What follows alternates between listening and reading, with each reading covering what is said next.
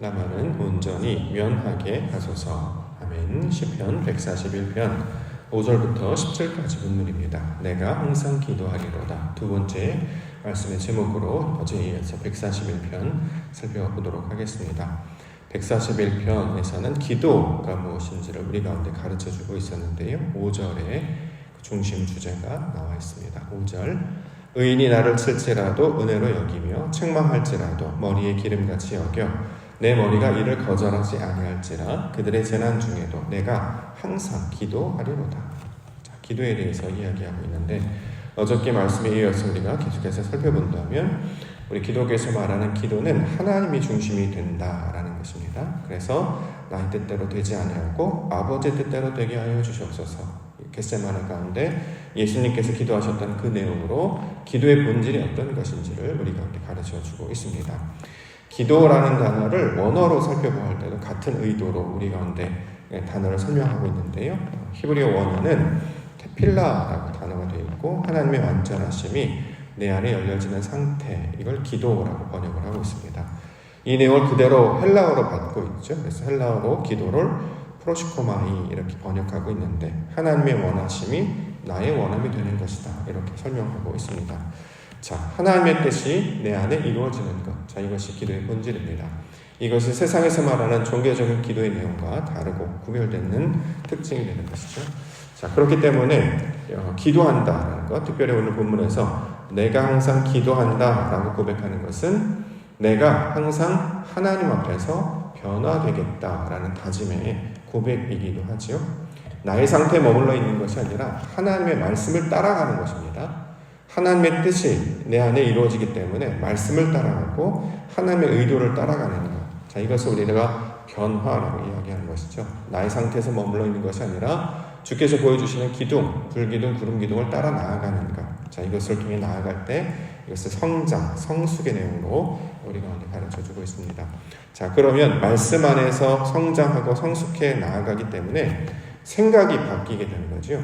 우리의 경험에 매였고 우리의 생각에 매여있던 것들에서 하나님의 원하신 뜻으로 우리가 나아가게 됩니다. 자, 그러면 자기 소견에 오른 대로 살아왔던 자들이 이제 하나님의 나라와 뜻을 구하는 자들로 살아가게 되는 것. 자, 이것을 기도의 내용으로 이야기하고 있습니다.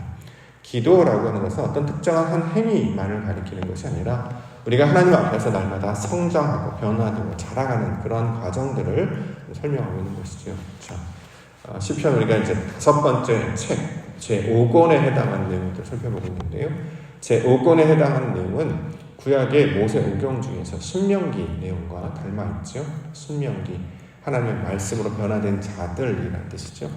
홍해를 건너서 말씀 안에 들어가 이제 가나안 땅으로 들어가기를 마친 사람들. 자, 이것을 신명기의 내용으로 우리 가운데 가르쳐주고 있는데, 자, 이처럼 하나님의 말씀을 우리 마음 가운데 받아들여서 이제 홍해를 건너 또 요단강을 건너 가나안 땅으로 들어가는 자들의 내용으로 설명하고 있는 것입니다. 우리가 날마다 하나님 앞에 기도의 모양으로 나오는데 우리 그 내용을 변화되고 성장하는 것들로 채워 넣는 은혜의 역사가 있기를 원합니다. 그 본질은 뭐냐? 변화되는 것이에요. 한마디로 하나님을 닮아가는 것이죠. 하나님의 사람이 되는 것. 이것을 내가 항상 기도하리로다. 자, 이런 내용으로 가르쳐주고 있습니다. 율법적이거나 제사하는 어떤 종교적인 행위를 다루는 말이 아니라 하나님 안에서, 말씀 안에서 늘 아버지의 뜻을 따라 나아갑니다. 이렇게 성장과 변화를 경험하시는 우리 성도님들과 교회가 되기를 소망합니다. 자, 본문의 내용을 살펴보겠습니다. 먼저 사람이 밭가라 흙을 부서뜨림 같이 이렇게 설명합니다. 6절과 7절. 6절과 7절 그들의 재판관들이 바위 곁에 내려 던져졌도다. 내 말이 닮으로 무리가 들으리로다. 사람이 밭가라 흙을 부스러뜨림 같이 우리 해골이 술 입구에 흩어졌도다. 자, 기도의 내용이 무엇입니까? 내가 부서지는 것이다. 내가 흩어지는 것이다. 이렇게 이야기하고 7절에서는 사람이 밭가라 흙을 부서뜨림 같이 이렇게 설명하고 있습니다. 자, 사람, 우리를 가리키는 거죠. 땅을 가리키는 말입니다. 이것이 밭을 갈아서 이걸 이제 경작하다라는 말. 우리가 보통 종이라는 말을 많이 쓰고 있는 단어 있잖아요. 하나님의 종 할 때 종, 아바드라는 단어인데 이게 바로 밭을 갈다라는 뜻입니다. 경작하는 거예요. 우리의 돌 같은 마음이 뒤집어 갈아 엎어지는 것이죠. 원래 딱딱한 돌 같은 마음이었고 가시덩굴이 열렸던 그런 마음밭이었죠. 그런데 위에서 내려오는 돌, 윗돌이 우리를 부스러뜨리는 것입니다. 그러면 자기가 가지고 있는 돌 같은 마음이 깨어지게 되는 것이죠. 이게 뭐라고요? 이게 기도라고 한다. 하나님이 하시는 일을 기도라는 말로 설명하고 있는 것뿐이지 우리로 기도를 말하고 우리가 막 종교적 행위로 주여 주시옵소서 이렇게 율법적 행위로 종교적 행위로 하라는 것이 아니라 하나님의 역사가 이러한 모양으로 나타난다. 자, 이렇게 이야기하고 있는 것이죠. 그래서 6절에 그들의 재판관들이 바위 곁에 내려 던져줬도다. 이게 윗돌이 아랫돌을 깨트리는 모양으로 설명하고 있습니다. 자, 그래서 내 말이 달므로 내가 하는 말이 달콤하다 이런 말이 아니라 하나님의 뜻이 내 안에 열려지게 되는 거예요. 원래 우리는 쓴 거밖에 말을 못하잖아요. 써서 먹지 못한다. 원망, 불평만 한다는 거죠.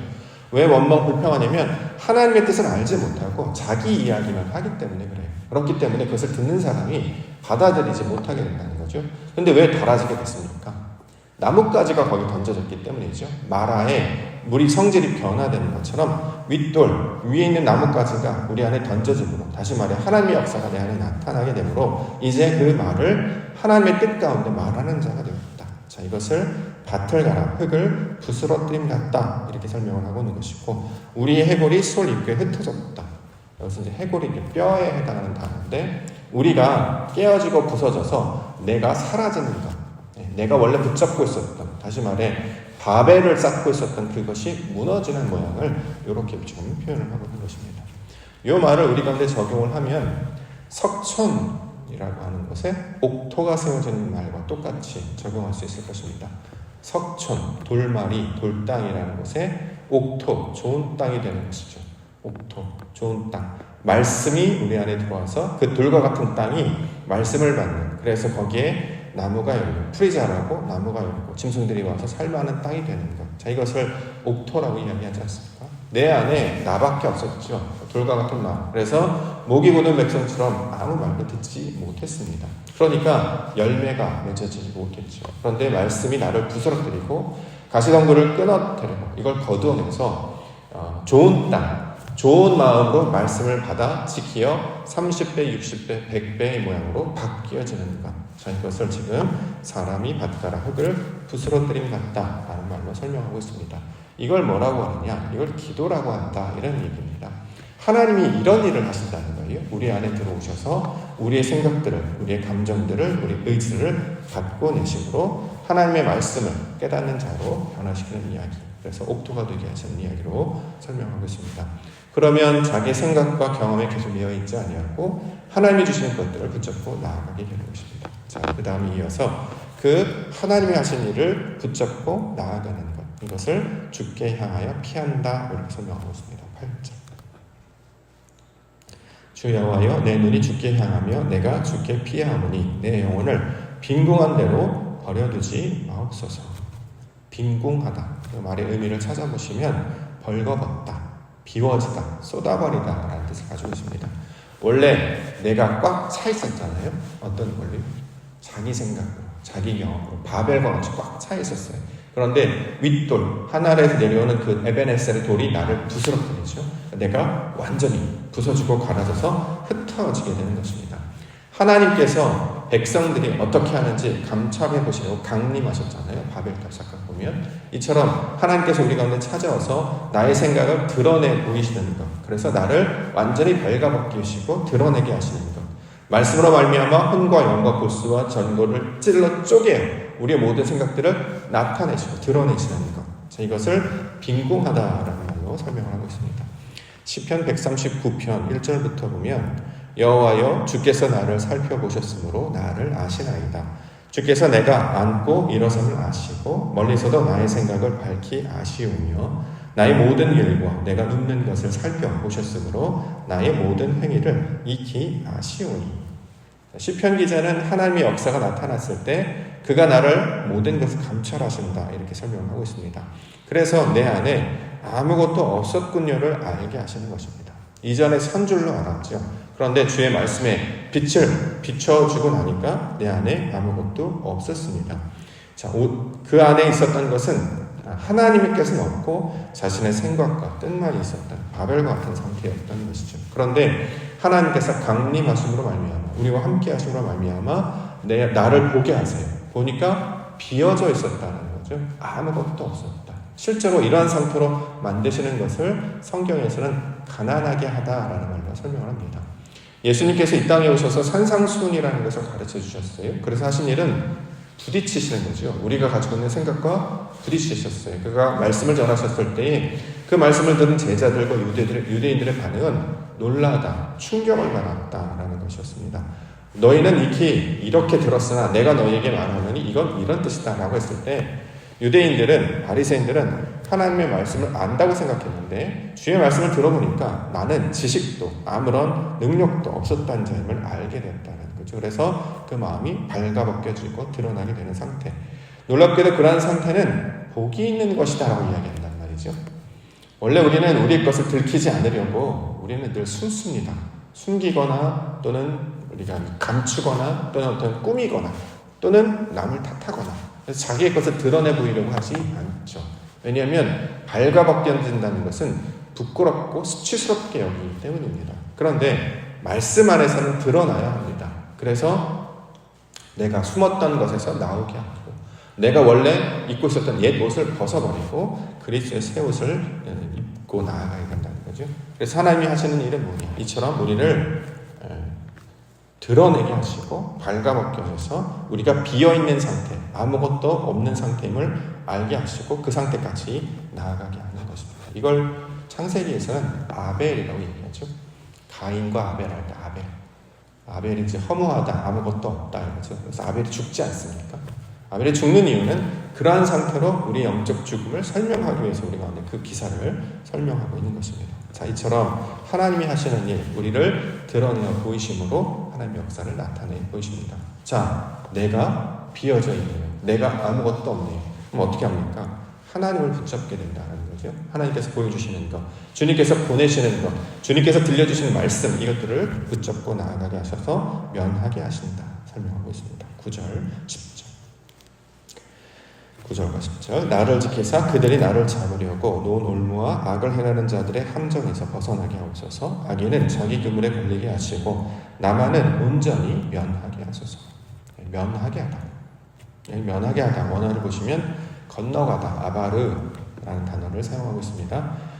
히브리인들 말할 때 이 단어 쓰죠. 건너온 자. 그래서 그들을 이브리라고 부르는데 건너온 자가 하나님의 말씀에 결합되어서 그 하나님의 말씀과 결합해서 건너가면 그걸 히브리라고 이야기합니다. 그래서 우리 성경에 보면 히브리서가 바로 그 내용이죠. 말씀과 연합한 자. 자, 히브리. 하나님의 말씀 붙잡고 건넜더니 그들의 상태가 변화됐다라는 것입니다. 원래 애굽의 상태였는데 말씀을 붙잡고 모세를 따라 나아갔더니 그들이 건너갔죠. 홍해를 건너가고 또 광야에서 말씀을 듣고 요단강을 건너갔죠. 그랬더니 가나안 땅의 사람 되었다. 자, 이렇게 변화, 상태 변화를 말할 때 쓰는 단어가 이 면하게 하소서에 번역된 단어의 원래적인 의미가 되고 있습니다. 자, 우리가 비어져 있었습니다. 근데 하나님이 보여주시는 것들 붙잡고 따라갑니다. 기둥에 따라서, 말씀에 따라서, 언약궤를 따라서 그게 붙들려서 건너갑니다. 자, 그러면 우리가 그 상태가 변화된다라는 거죠. 원래 계속해서 나의 상태에 머물려고 해요. 우리 성질은 육신 가운데 머무르려고 하고 여기가 좋사오니 또 과거의 생각에 집착하여서 원래 사실은 그게 아닌데 애굽에 있을 때는 고기도 먹고 부추도 먹고 다른 것도 먹었다. 원래 실제는 그렇지 않았는데 자기가 그렇게 추측하거나 상상한다라는 거죠. 그래서 우리가 보통 과거의 것들 생각하면 좋게 생각하고 과장되어 있는 내용들을 보게 돼요. 실제는 그 모양이 아닌데 소위 말하는 왕년에 옛날에 잘 나갔다 이런 얘기하는데 실제는 그렇지 않았죠. 근데 그것을 자기의 유리하도록 이제 자기를 이렇게 꾸미거나 포장하려고 설명을 하기 때문에 그렇게 과장되는 모습이 나타나게 됩니다. 근데 실체를 보니까 아무것도 아님을 알게 되었어요. 자, 이제 그렇게 자기를 자꾸 꾸미려고 하고 포장하려고 하는 그런 상태에서 벗어나서 내가 벌거벗었으나 부끄럽지 아니하게 되는 상태에 만들게 되어서 말씀과 결합해서 건너가게 되면 그렇게 상태가 변화되게 되면 이것을 온전히 면하게 하다. 이걸 다른 말로 구원이다 이렇게 이야기하는 것이죠. 자, 이 이야기를 통해서 우리 가운데 하나님의 말씀을 붙잡고 나아가는 그 이야기를 설명하고 있고 이 이야기를 통해서 하나님이 우리 가운데 베푸시는 사역이 어떤 것인지를 가르쳐주고 있는 것입니다. 사람은 변화되기 어렵습니다. 계속 자기 성질에 머물러 있어야 하는 본성을 가지고 있었기 때문이죠. 그렇기 때문에 본문에는 올무와 악에서 벗어나게 없어서, 여기서 말하는 올무, 그물은 자기가 만든 것입니다. 남들이 만든 것에 걸리는 게 아니라 자기가 말하는 거에 자기가 걸리는 거예요. 대표적인 것이 율법이죠. 우리가 이제 이야기할 때 자기가 말을 하잖아요. 어떤 말을 하면 그게 다른 사람한테 건멸하라고 주신 말인데 그게 내가 걸려지는 것이죠. 그래서 이게서 이제 걸림돌이 되었다. 여기서 이제 스칸달리조에서 이제 스캔들이라는 단어가 나왔다고 하죠. 자기 말에 자기가 걸리는 것. 그래서 이거 율법주의에서 벗어나고 하나님의 진정한 말씀 가운데 거하게 되면 그러한 말조차 하지 않게 된다는 것이죠. 자, 그러한 상태로 우리를 변화시키는 일을 누가 하시느냐? 오직 여호와 하나님께서 하신다. 자, 이렇게 이야기하고 있습니다. 자, 이러한 상태를 통하여서 하나님의 온전하신 그 상태를 닮아 나아가도록 우리를 가르치시고 인도하시는 분이 여호와 하나님이심을 우리 가운데 가르쳐주고 있는 것이죠. 자, 이렇게 우리를 하나님의 모양대로 바꾸시는 일을 하는 것을 기도라고 이야기합니다. 그런데 사람들은 기도의 그 본질적인 내용을 잊어버리고 하나님이 하시는 일이구나, 하나님이 이런 일을 하시는구나 잃어버리고 그냥 주시옵소서. 우리 하나님이 뭔가 부족한 자인 것처럼, 아무것도 안 해준 것처럼, 능력이 없어서 또는 관심이 없어서 우리 가운데 필요한 것들을 공급하지 않으신 것처럼 자꾸 묘사를 하는데, 그건 이제 세상에서 말하는 종교적인 것이고, 실제로 우리 가운데 다 행하셨으므로 그의 말씀을 따라 우리의 생각을 거기에 맞추어서 붙잡혀서 나아갈 때, 자, 이것을 하나님의 사역, 하나님의 구원의 내용으로 가르쳐주고 있습니다. 실제로 다른 종교에서는 구원을 말하고 있지 않죠. 오직 기독교에서만 구원을 말합니다. 다른 종교에서는 구원을 말하지 않고 대신 이제 수행이라는 말로 대체하죠. 열심히 하다 보면, 최선을 다하다 보면 언젠간 좋은 일이 있을 거야, 이렇게 이제 이야기한단 말입니다. 근데 그 전제가 뭐냐면 구원을 말하지 않고 있기 때문에 그렇습니다. 구원이 뭔지를 모르고 구원에 이룰 수 없기 때문에 그저 수행만 하면, 열심히만 하면 좋은 일이 있을 거야 라고 막연하게 이야기하는데 이게 바로 헛된 건 아니겠습니까? 그러나 구원은 기독교에서 정확하게 이야기하고 있는 것입니다. 구원은 주님 앞에 붙들려 있는 것, 말씀에 이끌려가는 것, 이것을 구원으로 말하고 있기 때문에 우리 가운데 찾아오셔서 그 모양을 보여주신 그리스도 예수의 말씀을 붙잡혀서 나아갈 때 하나님의 놀라운 구원에 이르게 될 것이다. 그래서 구원에 이르다라는 표현을 자주 사용하시는 이유는 마침내 하나님의 날에, 하나님의 때에 이것이 임하여질 것이니 말씀을 붙잡고 그가 오실 것을 기다리면서 인내하고 기다리고 있을 때 그 날을 우리가 보게 될 것이다, 이렇게 이야기하고 있습니다. 그러므로 우리가 해야 되는 것은 말씀을 잘 듣고 그 내용이 어떤 것인지를 기억하고 붙잡고 있을 때 바로 이 날이었구나 라는 그 날을 우리 가운데 허락해 주실 줄 믿습니다. 이 놀라우신 하나님의 역사, 이것들을 오늘도 기대하시며 말씀과 동행하며 나아가실 때에 홍수가 치는 것 같았는데 문을 닫으시는 그 하나님의 놀라운 역사, 비바람이 부는데 폭풍우가 치는데 그 바다가 울렁이는데 그 가운데 말씀으로 우리를 잔잔케 하시며 놀랍게도 새로운 평화와 평강을 맛보게 하시는 하나님의 놀라운 역사를 경험케 하여 주실 줄 믿습니다. 이것처럼 날마다 주의 말씀과 동행하며 하나님 나라 백성으로 성장하고 변화하며 새롭게 나아가시는 믿음이 있는 되시기를 주의 이름으로 간절히 축원합니다. 기도하겠습니다.